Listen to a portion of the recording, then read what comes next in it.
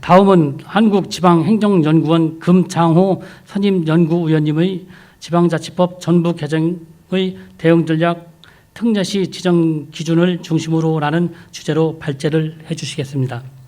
금창호 의원님께서는 건국대학교 행정학 박사학위를 취득하셨고 대표 경력으로는 한국지방자치학회 부의장, 행정안전부 분권자문위원, 대통령 직속 지방분권촉진위원회 특별지방행정기관 정비위원을 역임하셨습니다. 현재는 한국지방행정연구원 선임연구위원으로 활동하시고 계십니다.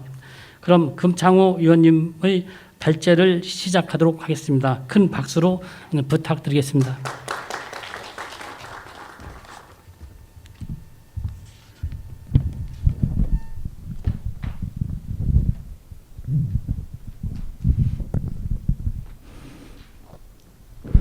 예, 반갑습니다. 방금 소개받은 금창호입니다. 김순훈 위원장님 말씀을 하셨겠지만 지방자치법이 1988년도에 전부 개정이 이루어지고요. 작년 연말에 이루어졌으니까 약 한 30여 년이 넘었습니다. 그래서 김순훈 위원장님 말씀하신 것이 아마 자치법의 거의 대부분이 핵심적인 내용들은 좀 바뀌었다, 변경이 됐다라고 보시면 될 거고요.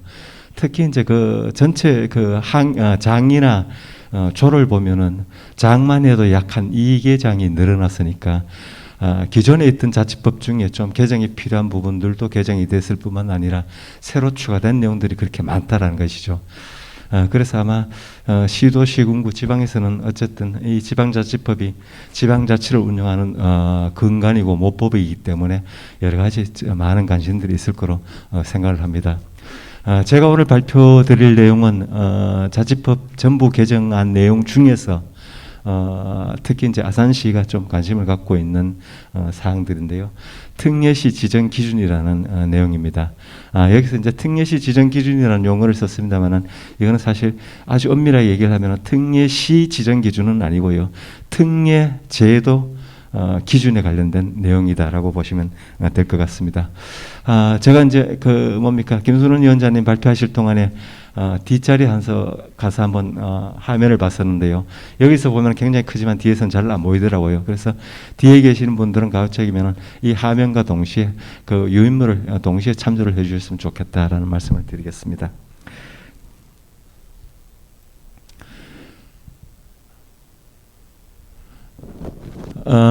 특례시 지정 기준에 대해서 아산시에서 왜 요청을 냈는 거 생각을 한번 해보니까 결국 이제 아산시도 여러 가지 어떤 여건상 현재 법적으로 보이던 권한을 갖고는 시정 운영이 그렇게 효율적이지는 않을 것 같다. 그래서 소위 말하는 아산시의 좀 지속적인 어떤 발전을 도모하기 위해서는 아산시가 뭔가 좀 특별한 어떤 권한들을 부여받는 게 좋은 게 아니냐.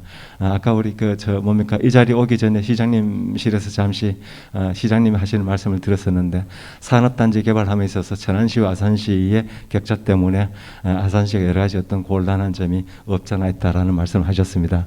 그래서 지금 현재 지방자치법 개정된 내용을 중심으로 해서 과연 아산시의 소망이 이루어질 수 있는 전략이나 방법은 없을 것인지라는 것들을 한번 고민을 한번 해봤습니다.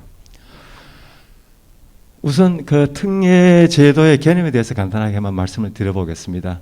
여러분들도 아마 2019년도에 전부 개정법안 첫 번째에 나섰을 때 가장 크게 논란이 됐던 게 아마 이거기 때문에 잘 아실 겁니다. 특히 이제 아산시와 인접해 있는 천안시 같은 경우에는 박안주 의원님이 이 천안시의 특례시 지정 때문에 백방으로 뛰어다니셨고 또 저인데도 여러 차례 좀 도움을 요청을 하셔서 제가 이제 그 사정은 잘 알고 있습니다. 알고 있는데 이 특례라는 거는 기본적으로 두 가지 형태로 구분을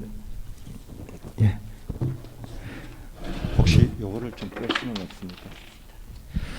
두 가지로 구분을 할 수 있을 겁니다. 하나는 뭔가니 보시는 것 치고 음영 처리해 놓은 것 같이 차등적 다양화라는 겁니다. 뭔가니 지방자치의 표준 모형이 있다면은 일종의 등급을 시켜서 권한을 더 많이 주는 또 권한을 적거나 많거나 적거나 하는 그런 어떤 형태의 그 특례를 얘기를 할 수 있을 겁니다. 또 하나의 특례는 그 옆에 있는 그 뭡니까 대각선으로 위에 있는 차이적 다양화라는 게 있습니다. 이거는 뭔가니 동일한 뭡니까 권한의 차등이 아니라 소위 말하는 제도를 서로 다르게 적용하는 겁니다. 아주 간단하게 예를 든다면 제주특별자치도나 요 인근에 있는 세종특별자치시는 어떨까요? 거기는 광역자치단체지만은 자치구가 없습니다. 또 제주특별자치도는 시군이 없습니다.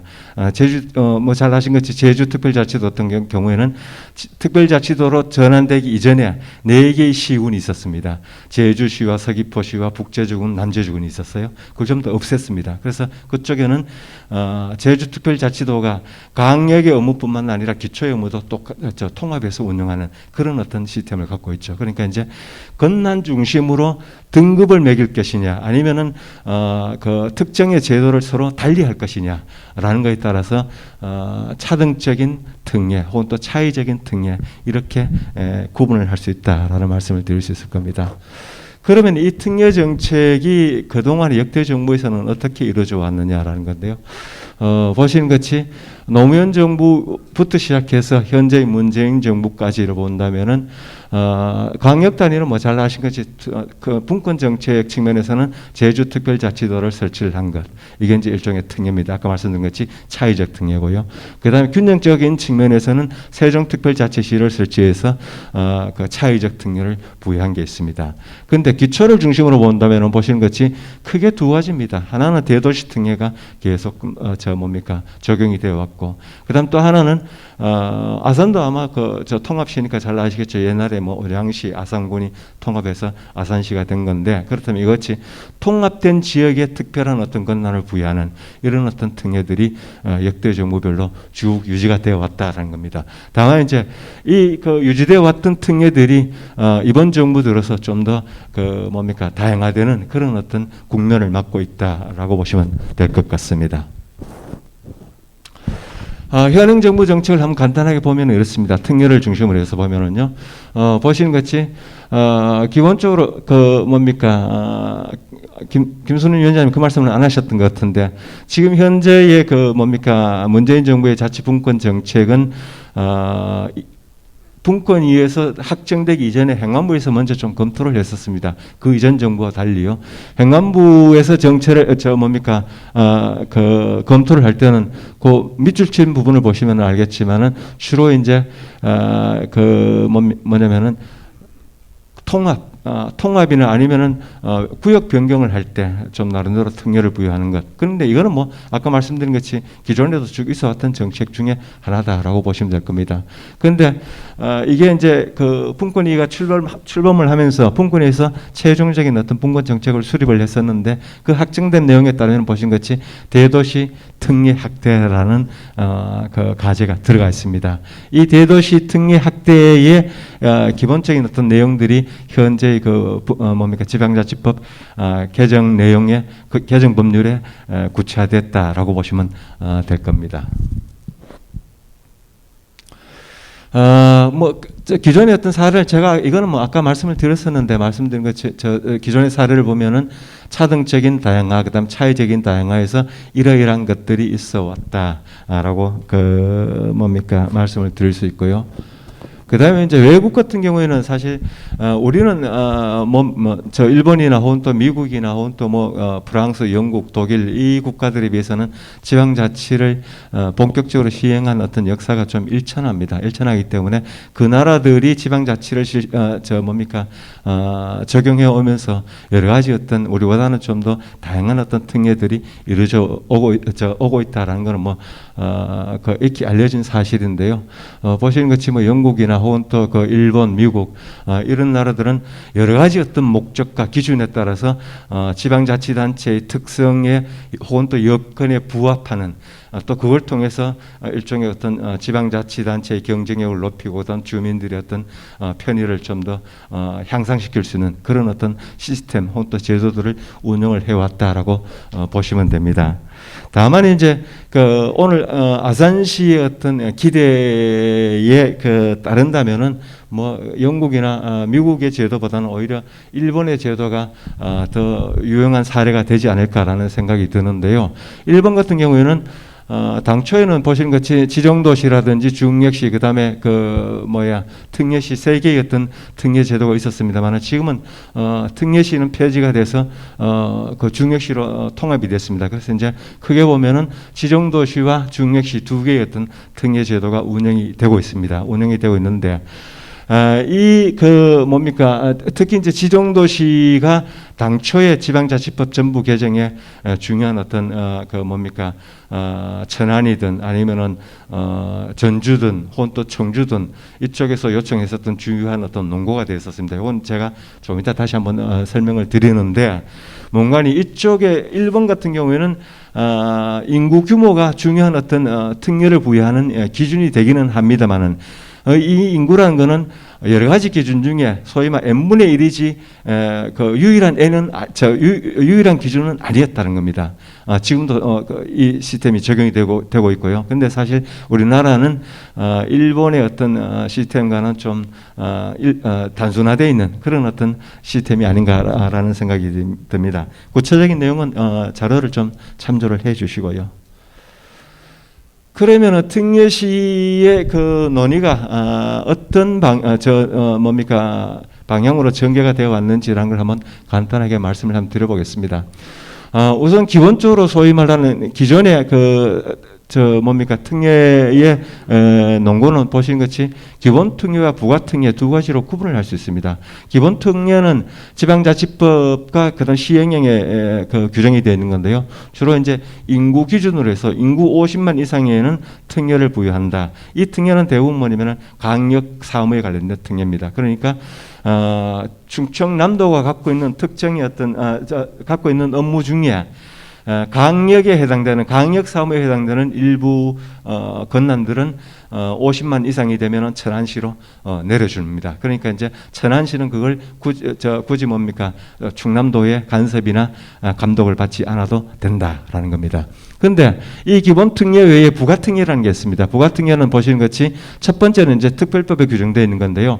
이 인구 50만 이상에는 50만부터 90만까지의 까지의 시도 있지만은 100만을 넘어서는 시들도 있다는 겁니다. 그래서 그러면 인구 100만 이상은 어떻게 할까요? 좀 더 많은 어떤 특례를 주는 게 필요한 게 아니냐라고 해서 그거는 자치법이 아니라 특별법에다가 규정을 하고 있다라는 말씀을 드릴 수 있고요. 또 하나는 뭔가니 100만 이상 시에 대해서는 시정연구원을 설치할 수 있는 권한을 특례로 부여를 하고 있습니다. 그래서 이제 부가특례는 보시는 것이 두 종류의 법에 의해서 특례의 어떤 내용들이 규정이 되고 있다라고 말씀을 드릴 수 있을 겁니다. 그러면은 이 특례를 왜 주느냐라는 겁니다. 왜 주느냐라는 건데 주로 이제 아까 말씀드린 것이 일정한 어떤 전에는 어떻습니까? 대부분 이제 인구 100만 이상이 되면은 법적으로 강력시 승격 기준은 없지만은 관례상 전부 다 강력시로 승격을 시켜왔습니다. 승격을 시켜왔는데 지금은 100만 이상이 되어도 어떻습니까? 강력시로 승격이 못 됩니다. 강력시로 승격된 저 도시는 울산시가 마지막이죠, 그죠? 그다음에 세종특별시는 세종특별자치시는 강력시기는 합니다만, 그건 아까 말씀드린 것이 기본적으로 정책적으로 균형 발전을 위한 정부의 정책에 의해서 일종의 의사자치단체라고 보시면 정확할 겁니다. 그러니까 이제 그 이후로는 인구 100만 이상이 된 도시들도 어느 도시도 강력시로 승격이 되지 않아왔다는 겁니다. 그런데 문제는 강력시로 승격했었던 주된 이유가 뭡니까?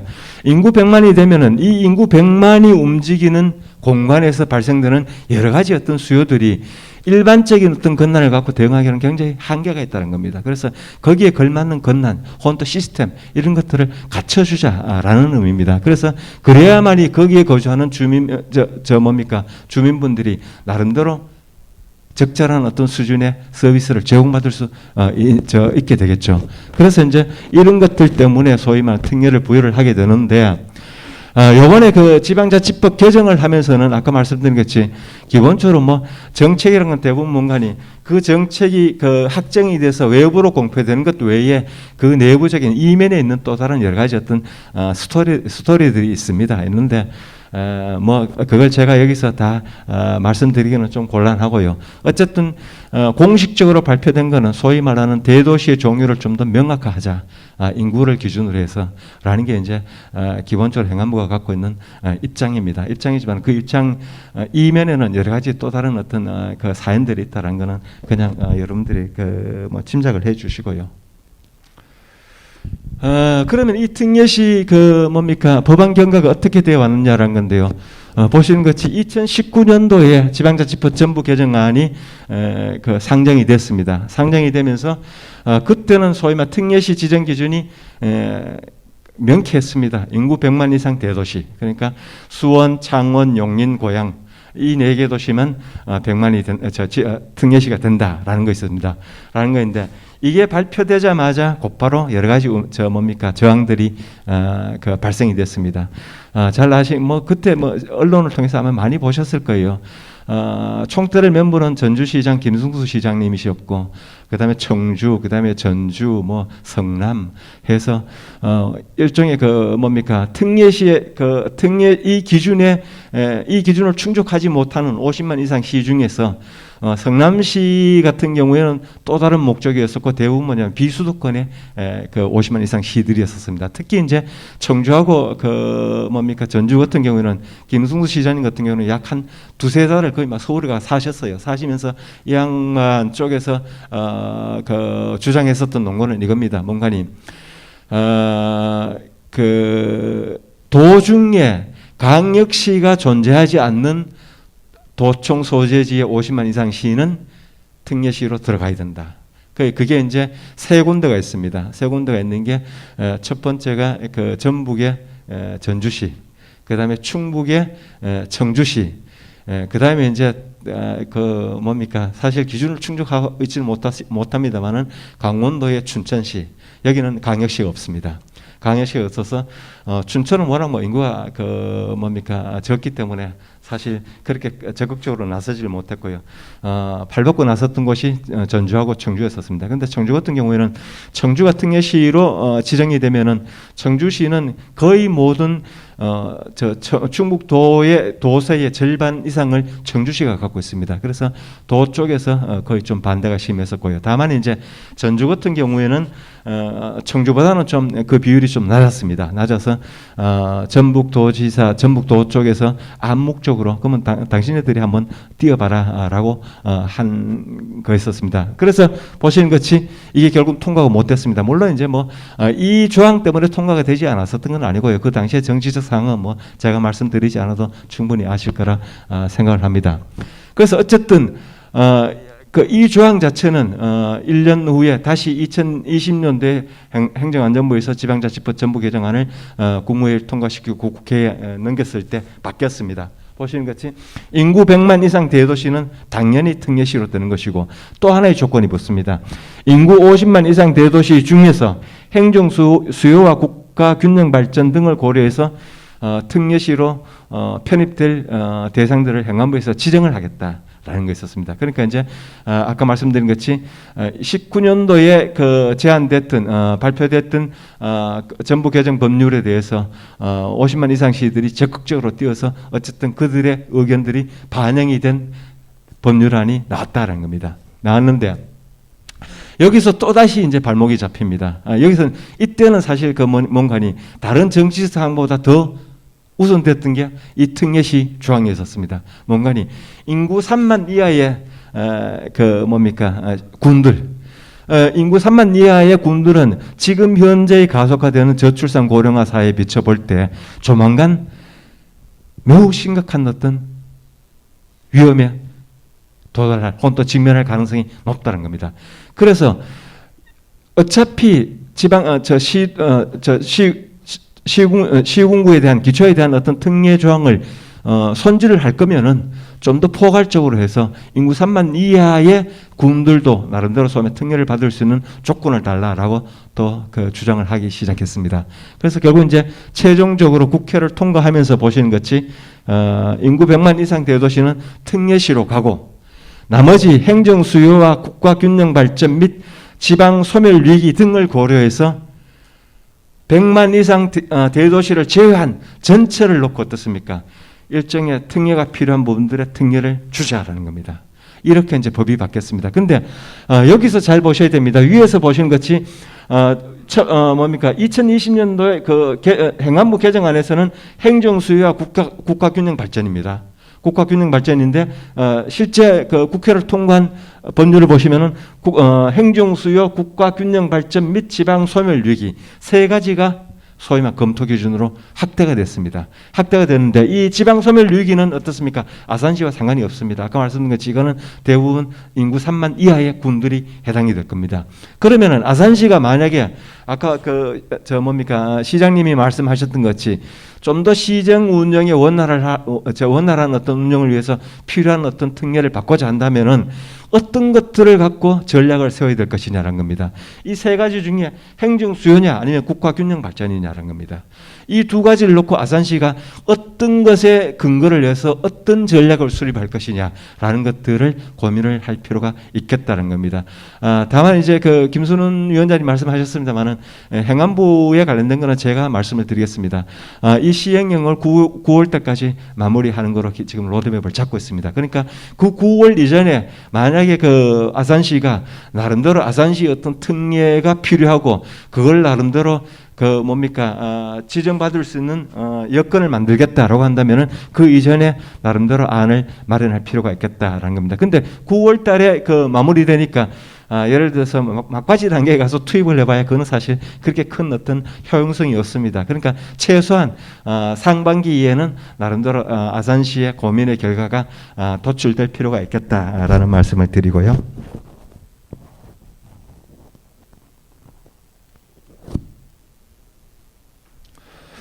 학정법률은 제가 굳이 그 말씀을 드리지 않아도 아마 다 잘 아실 것 같은데, 다만 이제, 설명이 필요할 것 같아서 말씀드려보면은, 왼쪽에 보시면은 이제 특례 적용입니다. 첫 번째는 특례 시에 대해서는 행정명칭을 주는 겁니다. 이게 지방자치단체의 기초자치단체의 법적 종류를 구분하는 건 절대 아닙니다. 법적 종류는 시, 군, 자치구 이거 변화가 없습니다. 변화가 없고 다만 이제 행정 명칭으로 시 중에서 일정 100만 이상 되는 대도시에 대해서는 특례시라는 명칭을 부여하겠다라는 것이고요. 그다음 두 번째는 이제 규정 권난 특례, 그러니까 지금 현재 지방자치법에 규정되는 50만 이상 시의 특례는 그대로 적용이 됩니다. 적용이 되고 거기 플러스 알파로 어떻습니까? 인구 100만에 대해서는 추가적인 특례를 부여를 하겠다는 겁니다. 이것도 9월 달까지는 행안부에서 마무리를 하겠다라고 얘기를 했습니다. 그 대신에 오른쪽을 한번 보시면은요. 기본적으로 이것도 결국 뭐냐면은 사실 이것 때문에 행안부에서도 많이 고민을 했었고 그다음에 국회의 최종 법률안 통과되는 과정에서도 사실 이거 갖고 갑론을박을 했습니다. 저도 증인으로 참석을 했었는데요. 이게 결국 뭔가니 두 가지가 지금 제한이 되었습니다. 첫 번째는 특례시로 인해서 소위 말 재정 특례에서는 일정 부분 제약을 가하겠다는 겁니다. 특례시에 따라서 다른 어떤 시군이 재정적인 영향을 받지 않도록 하겠다라는 것이고요. 그다음 두 번째는 보신 것이 시도의 도시군 기본계획 승인 이거는 그대로 유지를 하겠다는 겁니다. 그래서 요 두 가지 제약은 본 법령 내에 포함이 되어 있는 게 아니고 자치법 개정 제일 끝에 보면은 부대 의견이라고 했습니다. 거기에 이걸 삽입을 해놨습니다. 그래서 그리고 전체 조항은 참조를 한번 해주시고요. 그러면은 이제 그 아산시가 어떤 전략을 검토하는 게 필요할 것이냐라는 것들을 간단하게 제가 한번 말씀을 드려보도록 하겠습니다.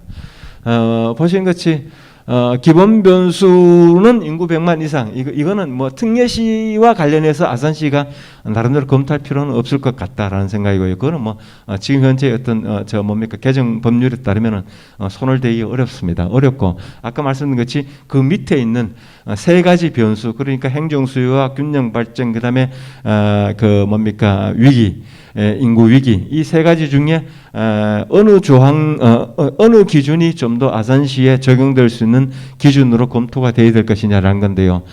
그런 측면에서 본다면 추가 변수로 이제 균형적 접근과 그다음에 뭐 그 분권적 접근인데 요거는 이제 기존에 아까 말씀드린 것이 저 뭡니까 19년도에 행안부에서 처음에 제안을 했었을 때 그동안 쭉 그 뭡니까 각 지역별로 지역의 국회의원들을 동원을 해서 주장을 해왔었던 논의들이고요. 이거는 뭐 그냥 자료를 참조를 한번 해주십시오. 그러면은 아산시의 전략을 검토하기 위해서는 아까 제가 말씀드린 것이 일본의 사례를 한번 검토해 볼 필요가 있겠다라는 건데요. 일본의 그 지정시 지정 기준입니다. 지정 기준인데 법적 변수는 위에 보시는 것이 한 6가지가 있습니다. 이 6가지를 통해서 특정의 시가 지정시로 지정되는 게 필요할 건지 말 건지를 판단을 합니다. 판단을 하는데 실제 그 밑에를 보시면은 규모 지표와 중추성 지표라는 게 있습니다. 이 규모 지표와 중추성 지표라는 게 있는데 이 규모 지표는 어떻습니까? 지금 현재 우리가 100만 이상이라는 정량적인 기준을 결정한 것과 똑같습니다. 똑같은데 이건 사실 그렇게 뭡니까 중요한 어떤 사안이 아니고 실제 이 규모를 기준으로 해서 아산시가 접근을 한다면은 다른 시에 비해서 그렇게 큰 어떤 유리한 이점이 없을 것 같다는 겁니다. 그래서 아산시가 제 생각에는 만약에 접근을 한다면은 이 중추성 지표 중에 특별한 어떤 그 뭡니까 그 특성들을 골라낼 필요가 있는 게 아니냐라는 건데요. 그런 의미에서 본다면은 제가 그 아산시 담당자 팀장님하고 한번 사전에 얘기를 한 적이 있었는데요. 구미시 같은 경우에는 지금 그 이 지방자치법 개정되면서 바로 좀 작업을 들어갔는데 그 구미시가 접근하는 내용은 뭔가니 아산시하고 비슷한 것 같아요. 그쪽에는 이제 구미시가 경북 중에서 포항을 제외하고는 소위 말하는 산업 입주율이 가장 높습니다.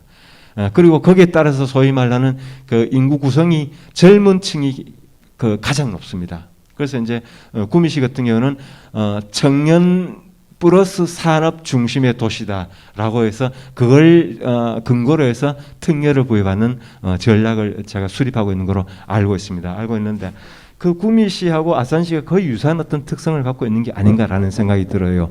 그래서 이제 이 일본 같은 경우에는 우리같이 단일 어떤 기준을 적용하는 게 아니고 복합적인 기준을 적용을 하고 있으니까 이걸 좀 참조로 삼아봤으면 좋겠다라는 생각이고요. 그래서 기본적으로 소위 말 특례 지정 기준은 아까 말씀드린 것이 지금 단기적으로는 어쨌든 뭐 행안부는 분권적인 측면에서 접근을 합니다만은 이 분권적인 접근은 노무현 정부 이후에 지금까지 소위 말하는 지방을 대하는 뭡니까 두 개의 그 접근 중에 하나일 뿐이지 또 다른 하나 균형적인 접근을 포기할 수는 없다는 겁니다. 따라서 그런 측면에서 아산시가 나름대로 좀 그 전략을 수립하는 논거들을 수립을 해봤으면 좋겠다라는 생각이 들고요. 이 마지막 거는 제가 그 뭡니까 연구했던 결과를 좀 간단하게 첨부를 해놨는데요. 이게 뭔가니 아까 말씀드린 것이 행정안전부에서 19년도에 지방자치법 개정안에 대해서 50만 비수도권이 50만 이상 시들, 그 다음에 인구 3만 미만의 군들 전체가 다 특례를 달라고 이쪽 저쪽 그 뭡니까 촉구를 했습니다. 그래서 행안부 입장에서는 뭔가 좀 대응책이 필요하다라는 판단을 했고, 그래서 이제 그 저보고 이걸 좀 연구를 한번 해보라 그래서 제가 연구를 했습니다. 뭔가니 전체 226개의 기초를 놓고 실제 그 226회를 가급적이면 특정한 어떤 기준을 설정을 해서 유형화를 시켜보고 그 유형화된 것 중에 특례가 필요한지 안 필요한지 검토를 한번 해달라. 그래서 제가 전체를 한번 검토를 한번 해봤습니다. 보시는 것이 뭐 여러 가지 기준을 놓고 그 뭡니까 시, 군, 구를 유형화를 시키고 그 유형화된 것 중에 소위 말 특례가 필요한 것과 필요하지 않은 지역 이런 것들을 한번 쭉 그 뭡니까 일별을 한번 했는데요. 요 그 첨부한 자료는 실제 어떤 지역들이 특례가 필요하고 어떤 특례가 필요한가라는 마지막 결론은 제가 죄송하지만 안 담았습니다. 그거는 좀 공개가 좀 어려울 것 같다라는 생각이 들어서 안 담았고, 다만 유용한 결과만 좀 그 첨부를 한번 해봤습니다. 한번 뭐 필요하시면 한번 살펴보시고요.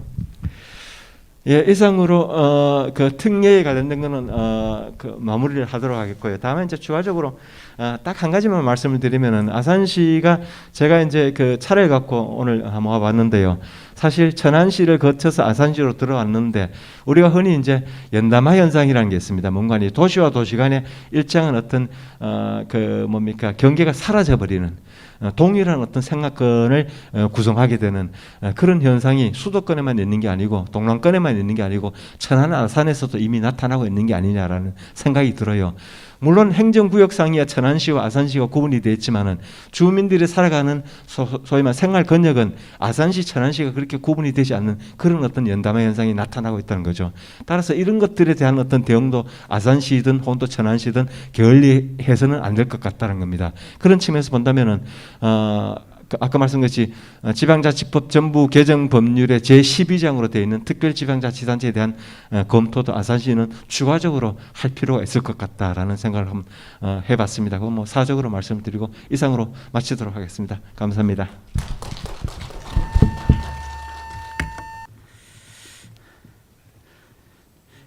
예, 금창호 의원님 발제 감사합니다.